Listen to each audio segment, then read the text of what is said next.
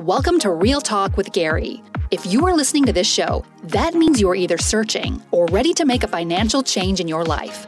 This show is not only about real estate investing, but also the importance of mindset and the roadmap to a better, healthier life. Learn the daily routines of successful entrepreneurs and the latest market strategies and trends to stay ahead of the curve. Ready for some down-to-earth, north-of-the-border Canadian talk? Here's your host, Gary Hibbert. All right, welcome back, everybody. You are listening to another show with Real Talk with Gary. And on today's episode, I got a chance to sit down with Stephen Jones. So some of you may know who Stephen Jones is, and some of you may not. And if you don't, you're in for a treat. Now, before we jump right into the call, one of the main reasons why I do these podcasts is to educate you on real estate investing, on wealth creation, on the mindset it takes to be an entrepreneur, or to maybe even leave your 9-to-5 job if that's something that you're looking to do, and also the importance of staying healthy. One of the other reasons why I do it as well too is for myself. You know, I love learning.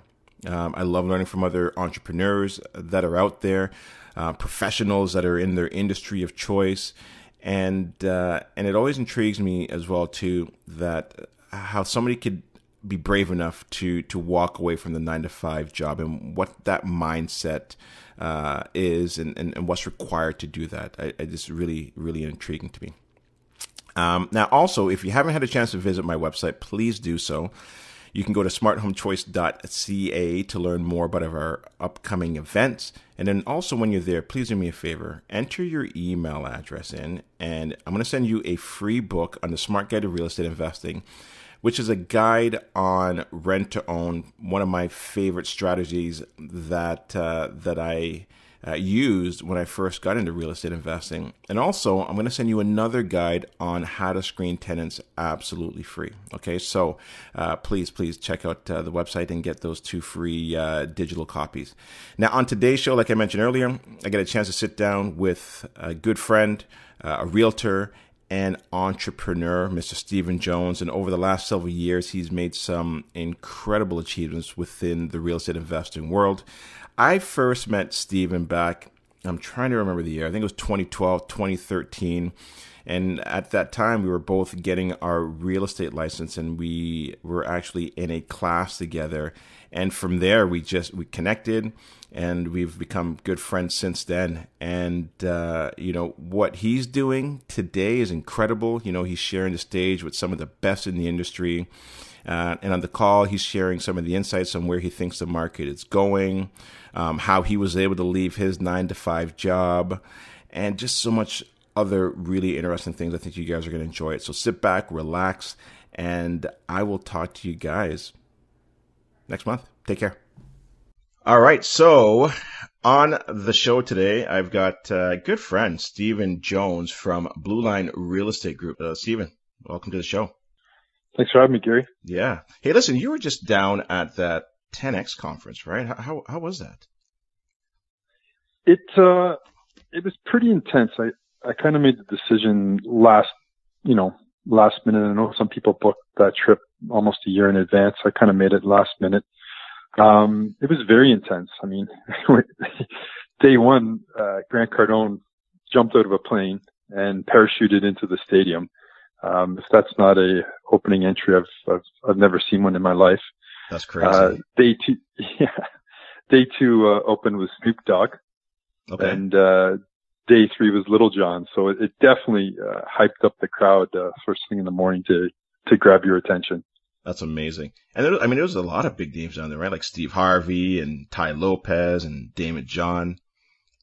Yeah. There was he definitely filled the roster with some pretty cool speakers, and some of them are, even if I didn't particularly like them, I really enjoy just kind of picking my little tidbits out of what they had to say, and how I can improve, myself, and my business as well. So it was a really good time. I have to admit that on Saturday, I had to cut loose because I had to go to South Beach. There was no time in my schedule that was really going to allow for some daylight time. So I just asked a few friends to take some notes, and head down and dip my feet in the ocean. So that was a nice little break to the weekend. Hey, listen, man, you got to work hard, play hard, right? So. Yeah, you just trying to get a balance. And, yeah. Ended up doing Super Bowl down there, which was a different thing. Instead of my usual thing with my guys, I was down in an outdoor patio celebrating Super Bowl. So that was a pretty cool experience too. Nice. And what were, maybe if you can share maybe a couple, tidbits of information that you got of it, some of the key points?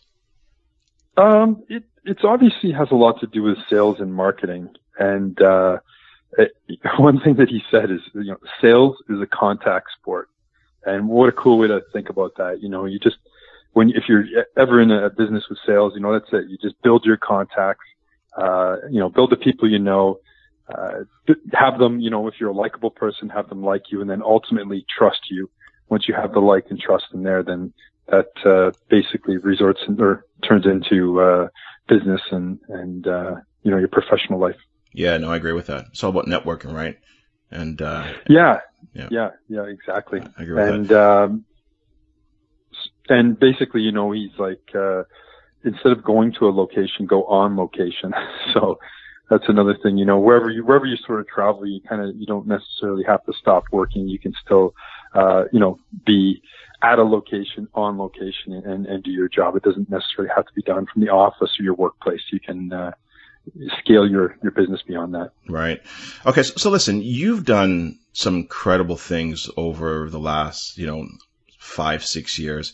And I know that because I've watched it. And, what I want to do is, on the show today is just kind of dissect that, where you were and where you are today. Cause I think it's incredible. And that's why I've got you on the show today. So just give like a brief introduction of who you are and, that path of how you kind of got to where you are today. Sure. So I started, I guess, my professional career kind of around the age of 23. I became a correctional officer. I was working in maximum security jails in Toronto and up in Lindsay, dealing with maximum pretty dangerous criminals. So in jail, in jail all day, pretty much for the most, like 8 hours a day, 10 hours. Or the 8-hour shift, 10-hour shifts. I would work usually between 12 and 16-hour shifts. So it gave me more days off throughout the week, but it really had me, selling my soul for those days that I was there. And it was a pretty good job. It was good to me. There was overtime, pension benefits. I eventually got into a management role within the prisons. Mm-hmm. And it did ultimately treat me very well, but as I started growing my family with my wife, we basically, being in there for such long shifts and then an average of an hour commute each way, it was just kind of made it really difficult for me to go in there. And I wanted to be able to, meet my wife for lunch or be there for the kids or take them to school, something that I, never had an opportunity to do before. So I thought it was sort of time to make a change, and my change was not quick. It was kind of long, drawn out, maybe over a period of 5 years. Excuse me, I'm just still trying to get my voice back from the Super Bowl. All the yelling, right? Yeah. So yeah, that was basically it. I was in and sort of transitioning my role outside of the jail as I was picking up a few investment properties and reading a lot about how to grow my business that way. And like I said, once I decided that I was leaving it was probably close to 4 years before I actually left prison. Right. And then, so when did you purchase your first investment property? What year was that? I would kind of consider that it was my first property that I ever purchased, because it was a 2-bedroom townhouse in Pickering. Yeah. And it was my first purchase when I got hired in at the jail. And I knew for a fact that it wasn't going to be me just living there. I brought in another correctional officer that was there, and the two of us lived in this home for about a year and a half.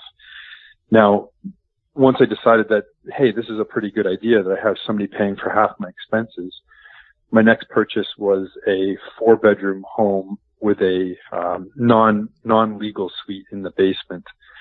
And same thing, when you're relatively young and single, you can do a lot of creative things. So I picked up a house where the upper level with 4 bedrooms, my bedroom represented half of that upper level. So it was a huge bedroom with a big closet and ensuite. I had my own little area there. And then I rented out 3 other bedrooms to young professionals. One of them that worked in the prison with me and 2 others that worked in the city of Toronto. And then I ended up renting out the basement to another correctional officer. So that house was jam-packed, but it was definitely making money. And it was the first time that I sat there, not only living in my house for free, with a good job, but also making about $400 a month cash flow having me there. So it was, that's kind of what kind of whetted my appetite for, becoming an investor. Right. So you almost kind of fell into it almost accidentally then, right? And then you saw the cash flow coming in, like, hey, this just makes sense. Yeah. And I knew that I wasn't, one dimensional. And sometimes when you work in trades or work in businesses, whether you're a nurse or a plumber or an electrician, whatever it may be, you start to become slightly one dimensional, that's all you are.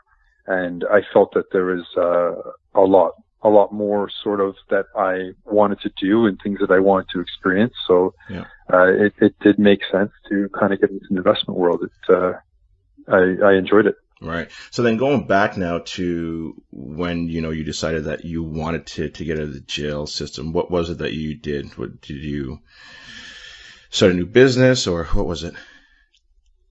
I was slowly growing my portfolio and, I just basically needed to feel safe about it, to mitigate any sort of risks that, my family would endure. And, as I was preparing, I made sure that, what are my worst case scenarios? And one of them was I got my real estate license, while I was at the prison. And, I slowly started not working overtime and would do real estate transactions and started helping investors. Right. So eventually when it came time that I was ready to leave, my professional business was doing at a level where I could take that risk, and then sort of to fall back on, it's like, okay, what's the worst case scenario? Well, I sell a property. Well, what's worse than that? Well, sell 2 or sell 3 or sell 4. Like I had built up enough properties to kind of mitigate any risk to my family. And to be honest with you, I was pretty methodical about it. Like I called Rogers and said, hey, can I renegotiate my bill? It's a little high. Can you put me on some kind of plan? I contacted the gas company and said, hey, I don't want to rent your water tank. I want to buy my own. So get rid of that and bought my own. I tried to really limit my monthly expenses that were leaving the family. And even the $30 ones, I just tried to, minimize as much as I could to give my family the confidence to have me leave. And that's an actual valuable piece of information there. Just, lowering your monthly costs and your bill. If you're, if anybody's listening and thinking about making that jump into, the entrepreneurial world. And then, so you get your real estate license. And actually just back up a little bit. That's how we first met, because what class was it again? Was it the law class? I think it was. It was law. Yeah. So we took that law class together, and then I was still working at TD Bank, and then I was telling you about like smart home choice and what I was trying to do. And then I remember we'd always have conversations at break about it. And I'm like, look, you know what? There's this company. It's called Rain, Don Campbell. And then we ended up pretty much going together to a lot of those classes. Yeah, it was love at first sight. It was. No, it's very rare that you just sit down, have a conversation, and you think it's going to start out with, how's the weather, or where do you live, or some kind of introductory conversation. But you and I kind of really ramped it up really quick, and we realized that we have a lot in common, and that was a super cool experience to meet like-minded people. And yes, exactly. We were talking about investing, and, you did mention Don Campbell and the Rain Network. it's something that I went with you and ended up being a part of. And, it's all sort of, your network is your net worth. And I'm sure everybody's heard that before. And I can definitely say that every time I increase my network, things happen, really well for me. And including this weekend that just passed, I met a bunch of obviously like-minded people, stayed in contact. I'm meeting a few for coffee this week. It never stops. And that's kind of building your contacts, and even more like, it really helps if you find like-minded people and really get along. It's effortless, very easy. Yeah, for sure. And I know even when I was looking on Facebook and I saw like there's so many people that are in our network that were down there, like, Erwin was down there, and Chris Beebe and Martin, and and when you start hanging out with those kinds of people, you can't, success, has no other choice but to just start rubbing off on you. Yeah. People say there's 6 degrees of separation, everybody kind of in the world, and in the investor network, it's literally 1 degree. In the whole investor network sort of across Canada, if you don't know somebody does. It's very tight knit. It's good to be a part of. Everybody's super helpful. One of the things we joked about this weekend was, no matter what we did, whether it was breakfast or lunch or dinner or going to the beach, we called it mastermind. So we hit probably 20 mastermind events this weekend, because it's true. We would not only go to the beach and put our feet in, but we'd chit chat about some other things. So it never stops. I know Erwin's pretty excited. He's on a cruise this week, and he wants to start holding conferences or meetups, on cruise ships. He's kind of taking it to the next level. To grow his business. That, hey, it doesn't necessarily have to be here, and if you want to go check out some other experiences, then you can learn anywhere. Yeah, and I mean he's doing some big stuff out there on the west side of the city, right? I think he just started like his own investment group. I know he had one before, but I think he started like something brand new, didn't he? Yeah, it's called the iWin. Don't know what it stands for, but I went to his first one, and it was great. It was I think it was at the university by Square One, a campus by Square One, and it was great. Had a couple speakers, and Charles and Andy talking about their semi-detached duplex that they're doing, and it's all good. I mean, local meetup groups is definitely where it's at, and definitely where to start. There's no doubt about it. And I know there's Smart Home Choice, and there's probably a dozen others that are pretty close to us as well, and they all have extreme value, in my opinion. Yeah, no, absolutely, I agree with you on that. So we joined REIN, and man, it was just like just a wealth of information. And then, but there was a particular, investing strategy that you really kind of gravitated towards. Do you want to talk a little bit more about that? Yeah. So at a REIN event, they have their annual big event called the Acre that happens, I believe, in March. Yeah. And basically you have a whole bunch of service providers that are there to help you. You have REIN that's there to educate you. And I knew my local market. Obviously there's an advantage to me investing in my local market as a realtor, but I had some strong interest in the city of Edmonton. And so I started working with a team out there, Alberta on Fire, and I started building my portfolio with them, picking up brand new 2-unit homes. So kind of like your 3-bedroom, 3-bathroom home, and 1 bedroom in the basement that's a suite.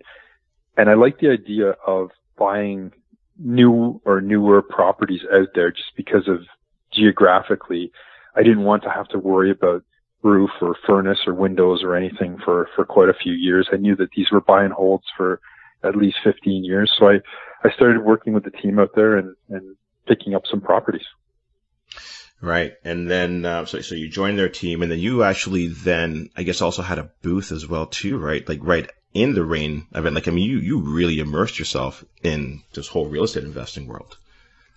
Yeah. So after working with the Alberta on Fire team, we had conversations about me helping them out at various events, including Ontario. They had a goal of building their out-of-province investors. And in fact, probably 60 to 70% of all of the people that were working with the Alberta on Fire team were from out of province. So I was a pretty good resource for them to speak to clients, to talk about what it was like investing out of province, what we have to look out for and such. So yes, it sounds a little weird, but I sell properties in Edmonton, and I also sell properties in Durham region. And because of that, quite often we've had booths for the Alberta on Fire team at the rain markets as well. Right. And now I'm trying to piece it together now. When you joined Alberta on Fire, were you still working, or had you now made that transition? No, I was still working at the prison for probably about a year. Okay. While joining the Alberta on Fire team. And then at what point did you say, okay, I gotta make the move? Like, how long were you with Alberta on Fire? What was there like a particular moment or trigger? No, just, you're speaking of the move from prison? Yeah, exactly. Yeah, no, you know what? It's as everybody's job has come across, everybody's saying, hey, it's not what it used to be, and people seem to get unhappy with work, with politics and armchair quarterbacks and whatnot.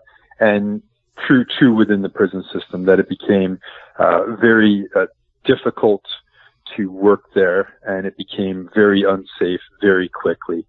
That was kind of like a good push in the right direction, and I wanted to see my family more. So I just positioned myself, and as I mentioned, just with earning an income from Alberta on Fire, earning an income from my local market, and earning an income from my cash flowing properties, I made the jump. It sounds a little weird. My wife was on maternity with our fourth child, probably 2 months. So it sounds really risky when I left, yeah. But, I was, very blessed with business as soon as I left. So it was a very good decision. I'm surprised it took me so long. You know what? And most people that I talk to or interview, anytime I talk to them, a couple years after they've left, they always say the same thing. It's like, I don't know why it took me so long to actually leave. And what do you think that is? Because I know when you were going through that transition as well too, and we were always going out with for a drink and then just sharing information, but you were just reading a ton of books. So what was it? Is it mindset? Is it, what I think you? It's mindset and confidence. Yeah. Mm-hmm. I was reading a ton of books and, learning as much as I could, going to as many conferences and seminars. And we talked about RAIN and also the Keyspire Investor Group. And yeah, it was just basically building up the confidence. And like I kind of said earlier, it's just, what are my worst case scenarios? I can't make a decision on myself. I have to make a decision for my family. And yeah, I mean, I everything happens for a reason, but, if I could have turned back the clock and left my job 10 years earlier, I'm sure it'd be a much different situation right now for me. Yeah. What were a couple of those books that you were reading? Like the ones that really, grabbed a hold of you and you said, you know what, this is going to really change my life? Well, there's quite a few. I mean, Don Campbell has a series of books that are out, tips, secrets of the Canadian real estate market, success stories, real estate investing in Canada. And I bought basically his whole package. And then there's the Rich Dad, Poor Dad series, Wealthy Barber. Yeah. There's a great book if you're into sales, which is, Gary Keller book, which is Millionaire Real Estate Agent, which is very helpful. Mm-hmm. The One Thing, which Gary Keller did as well. And, that was the one that you kept on telling me about. The One Thing's like, Gary, you got to read this book. It's incredible. It's changing my life. I think that one really kind of, took a good hold of you. Yeah, it's a great book, and it's, basically exactly as the title is. It's over a course of a book. It's just like, there's really only one thing that matters at a time to you. And some people get so overwhelmed about, putting in, a busy day and making lists and all the rest. But if you just do the one thing that matters to you, and then the next one thing that matters to you, and the next one thing that matters to you, it's a mindset book on being productive and getting through your professional and personal life. Yeah. Now, you also do, I would say, quite a bit of public speaking now. This isn't something that you always really were interested in, is it? Or is this what you wanted to, is this the path you wanted to go down? No, it's nothing that really struck my mind. I was never a nervous sort of public speaker, so I could talk to large groups. When I mean large, it may be just doing like a best man speech or speaking to groups of like 30 or less. It never really bothered me. And then I guess I could kind of thank Tiffany Young from the Alberta on Fire group. She's like, okay, Stephen, we want you to speak, and we want you to get on stage in front of these 400 people and do a market update for Edmonton. And don't worry, it's only going to be 3 minutes. I remember that. So she told me that, and my heart sank. I was like, what are you talking about? This is going to be unbelievably hard. And about 6 weeks before the event, when she told me this, I had trouble sleeping. I was a nervous wreck. I would have like heart palpitations. And for me, it was a whole new feeling because I never had felt this ever before. I've always been a fairly confident person, and it was really, really challenging. So I went through absolute pain for 6 weeks and did it. And honestly, it felt like I blacked out on stage because I don't remember what I talked about. I came off, she says, great job. And I don't even know what I said. But she basically voluntold me that that's what I'm going to be doing. And so I was talking to, actually, she was at the time a COO of Keyspire, and she mentioned for me to check out Toastmasters. Yep. So I said, I'll do whatever it takes. I know that it's good for me professionally. So I joined a local Toastmasters meetup group, and it forces you to do a little bit of public speaking. Obviously, the group is pretty small, 8 to 10 people, but it helps you work with your public speaking, and it helps you have valuable conversations with other people. Right. So I joined the Toastmasters, and I continued to do these 3 minutes, and then eventually I had to do 10 minutes, and then they asked me to do a 20-minute on stage. Excuse me. And it was at the 20-minute where I kind of said, no, I can't do 20 minutes. Right. I don't think I have that much value to people there. But so we did a co-facilitator and did 20 minutes in front of 400 people. And I'll be honest with you, just with the more and more I did it and the more confidence I got, it's at the point now where instead of being a nervous wreck for 6 weeks before, I'm moderately nervous kind of an hour to 2 hours before I speak. So it's come a long way. I highly recommend Toastmasters just as learning how to effectively communicate with people and learning how to public speak.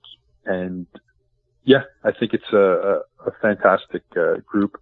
I no longer am part of Toastmasters, but I will be going back. There's no doubt in my mind. It's been very helpful for me. Yeah. I mean, listen, thanks for sharing that story. And I think it's something that quite a few people do struggle with, right? I mean, even myself, I've had some struggles with it as well too. And, I did take Toastmasters for a while as well. And I mean, listen, I remember when I first started this podcast, and I'd go back and I'd edit it. I'm like, oh my God, I hate the sound of my voice. But, I think the more that you do it, you get more comfortable with it. And now, I can see that you're even doing videos online. I've kind of started doing that as well too. And you just got to put yourself out there, right? And I think, there's different tools and resources out there to help you through it. So thanks for sharing that story. Yeah, I totally agree. You do have to put yourself out there, and you do have to suck. If you don't suck, how are you going to get better, right? Yeah. Just do your best and be okay with it. If you try to do something half-assed, it's going to come out half-assed. But if you just give your effort, then it's only one way to go, right? That's up. Yeah, no, I agree with you, definitely. And now you're doing talking engagements at Keyspire. And what are their numbers like? 'Cause I haven't been to a Keyspire event in a while now, but are they more than 400? Yeah, they can creep up just sort of past 400. Okay. One of the things that, and again, when I first started doing that, I was pretty nervous, and it's a lot of mindset for me, and it's these people want to know something that I know, and that even though you may seem like it's not value, it's extreme value to investors or new investors. Something that you and I can have a conversation, that you and I have been in the investor circle for quite a while, that we can have a conversation that may not be as much value there because we kind of speak the same language and understand certain things. But there's people, especially new investors, that really want to know, really want to leverage your failures. They want to learn from your mistakes. They want to learn from your successes and pick out what they like and grow themselves that way, right? Right. And I know too, even, because we do webinars, we do mastermind events, and that's the struggle that we have sometimes as well too, is when we're trying to, find speakers or people that we can interview or bring up to our classes. Like, yeah, I know, but we've talked about this before, but we always have to kind of step back and say, yeah, even though we know this stuff, there's a lot of new investors that are coming out and they don't. And it's very valuable information. And again, even though, when we were going to range, like, okay, yeah, we know this stuff, we get it, but it was I always left there, or any investment group that I would go to, with just one nugget or two nuggets of new information. Or sometimes, I just wasn't ready to receive it. I'm like, I get it now. Yeah, it's definitely beneficial. I mean, like you said, sometimes you have to reiterate things for your group or continue on, or there could be more tidbits. I mean, I'm sure you, just by, your wife being a mortgage broker, I'm sure you're very versed on mortgages and what's going on, but you have to continue to ask those questions if you're ever interviewing Darlene and go through it, because your group is going to be definitely pulling tidbits out of that information. Yeah. And growing themselves. Yeah. So listen, here's a big question. And maybe spend a little bit of time on this here, but what's your predictions for the market for 2019? So the local market, I see it just kind of going slow and steady. I don't see it really taking a dip. If you're speaking of just kind of like the Durham region, I would basically say that, and it all depends on kind of government intervention as well. If things kind of stay status quo, I can't really see an interest rate. And if there is, it may just be like quarter point. So I don't think it's going to affect the buyers. But when you have so many people coming into the Durham region, I mean, we're at a discount right now. If you take 30 minutes west of the city and then 30 minutes north of the city and 30 minutes east of the city and compare prices, Durham is definitely at a discount, and cash flowing is pretty high right now. Right.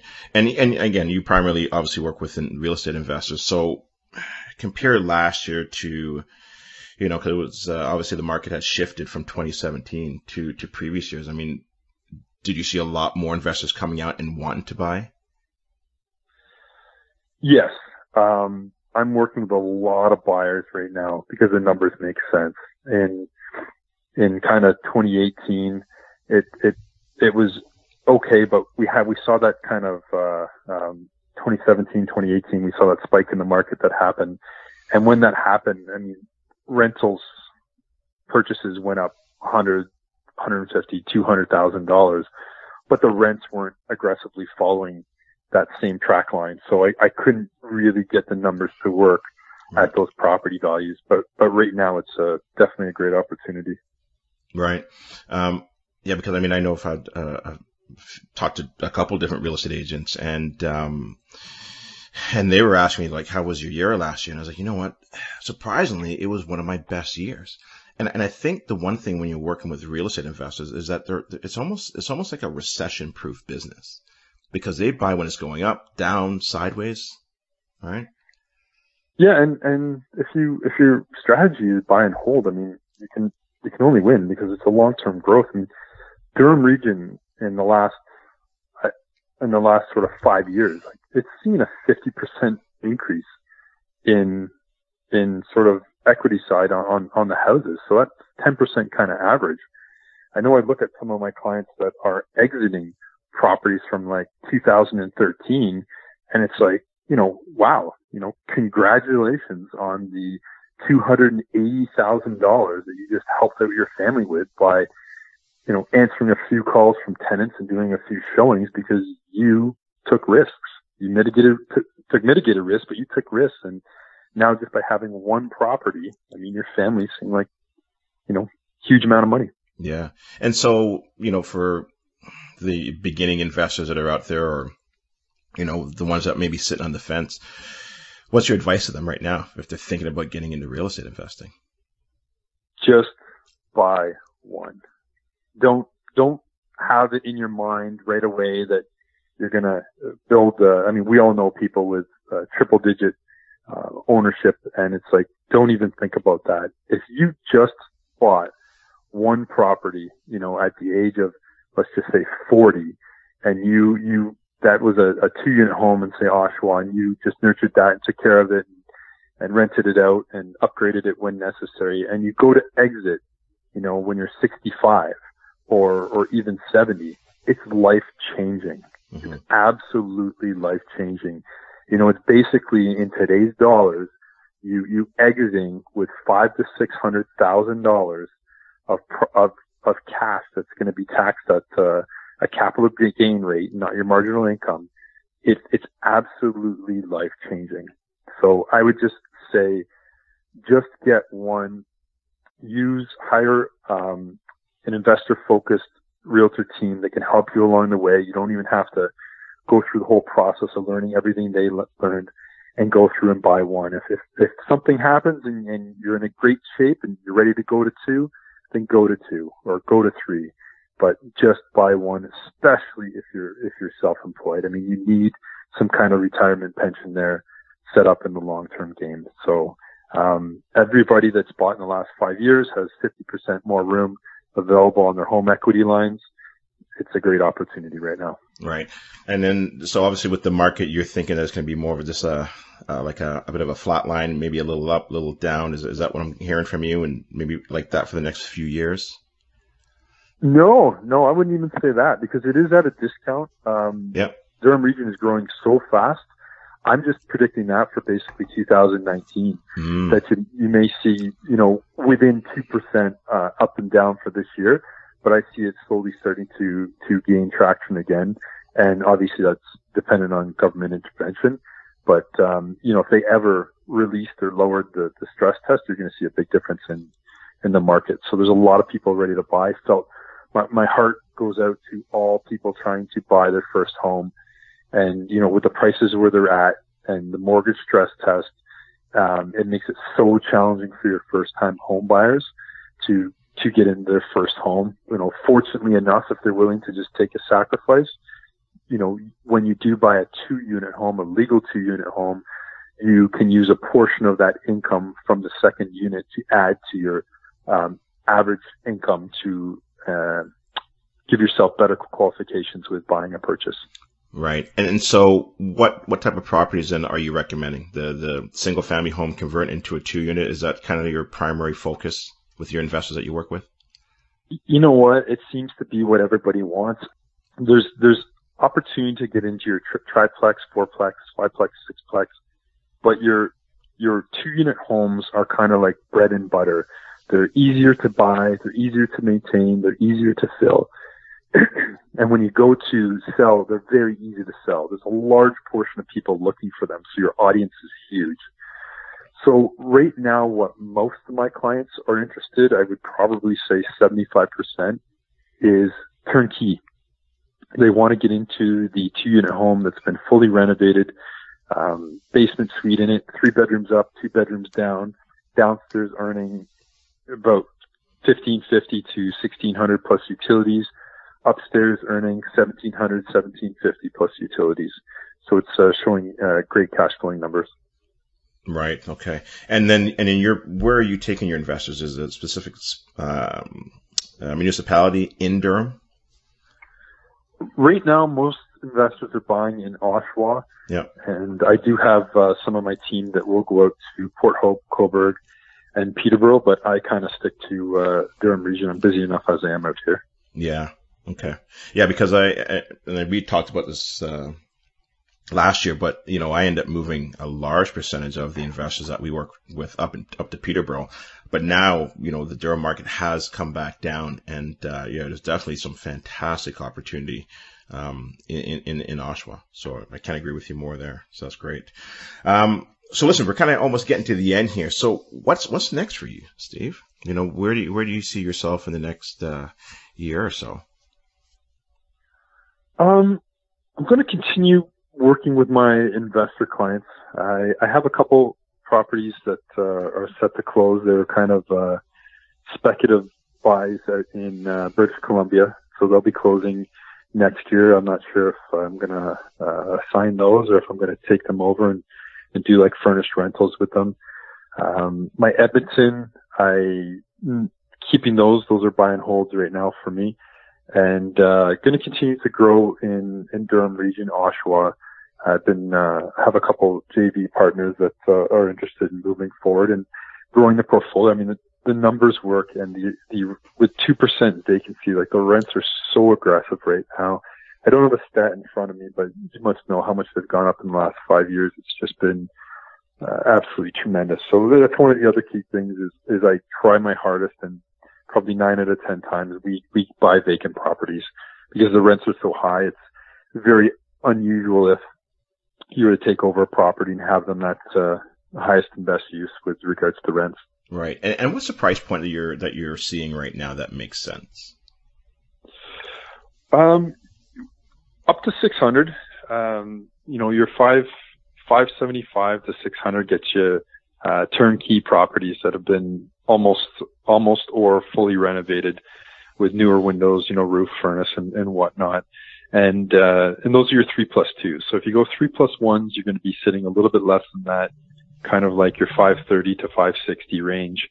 And then those are fully renovated, and if you're going to get into something where you wanted to build up a little bit of sweat equity, you could pick up something. I've seen purchases happen in high threes that have been fully renovated and turned into $600,000 houses with probably 120, 140K into it. Okay. And any podcasts that you listen to? I know you shared some of the books that you're reading, but because podcast is just such a big thing right now. I know we're talking about, Joe Rogan. I love the Joe Rogan podcast. It's great. But anything like, say, real estate focused that you listen to, or even mindset? Not particularly real estate focused. Mindset, I will listen to a bit of Tim Ferriss. You did get me onto Joe Rogan a while ago. So I find that he's a really good unwind for me when I listen to him, no matter what he's talking about. Agreed. It just seems to be always extremely hilarious or informative and interesting. I know after listening to some of his podcasts, I come into my wife, I'm like, hey, we should start buying this kind of food or that kind of food, or, because of this, and this. You learn quite a bit about him. And for me, the podcasting is something I just do in the car. I don't really have that much time with family commitments to kind of get into that throughout the day or the evening. But if I'm driving to and from appointments, definitely I'm listening to podcasts. Yeah. And you know what? And you're right. The Joe Rogan one is more a bit of an unwind. It just kind of helps to kind of relax my mind a bit. And I think even with my own podcast, like obviously, I'm bringing people on here to talk about real estate investing, wealth creation, and also health. And that was one of the reasons why I call my podcast, Wealth, Health, and then everything in between, because I don't know where I might take it down the road. I might want to maybe move into, maybe a slightly different area, where it's not just only wealth and health, but just, who knows, maybe something else that's intriguing or interesting, right? Cause I love sitting down, doing these podcasts and just learning from people who are successful or on their way to changing their lives. I think it's just a great way to share information, right? Yeah, I think that's a fantastic idea. Just don't want to pigeonhole yourself just with the real estate when there's so much more you may want to talk to. And I think it'd be really cool to talk about with different age groups too. You know, bring your kids on, have a conversation with them, and about their thoughts and where they want to go, and you know, if you just kind of deal with real estate investors, kind of deal with just that one group. But if you could expand, it would be amazing.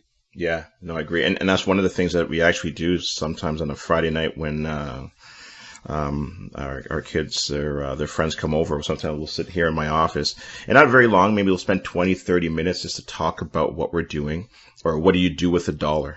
Or, you know, what's a credit report? Because they're not learning some of this stuff in the schools, right? So, and then also too, my daughter and her cousin, they're going to be working the front door now for us. So at least they're in that room and they're hearing that, those conversations and some of the speakers that are coming out, right? I think it's important. I really do. Yeah.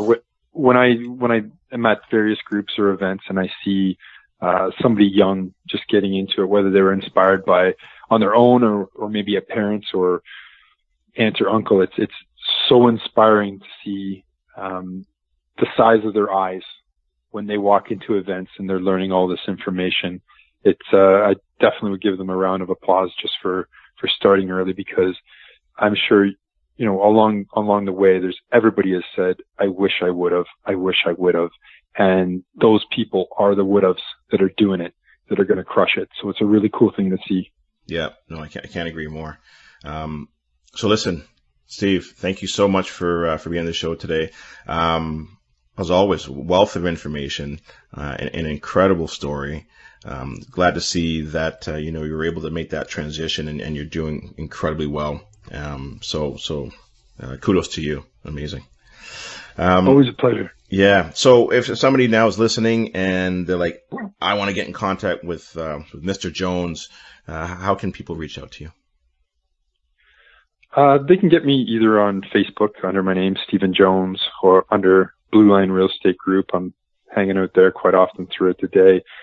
And my email, if they want to send me a direct email, it's Stephen, STEPHEN, at bluelinerealestategroup.com. All right. Perfect. So listen, thank you very much, Steve, for being on the show, and yeah, congratulations on all the success you've had. Thanks, Gary. Appreciate it. All right. So we'll talk soon. Take care. Take care. Bye-bye. Bye. Thanks for listening to today's show with Gary Hibbert. Please don't forget to subscribe, leave a review, and connect with your host on Instagram at Gary Hibbert. Until next time, stay mindful and remember, you don't have to be great to start.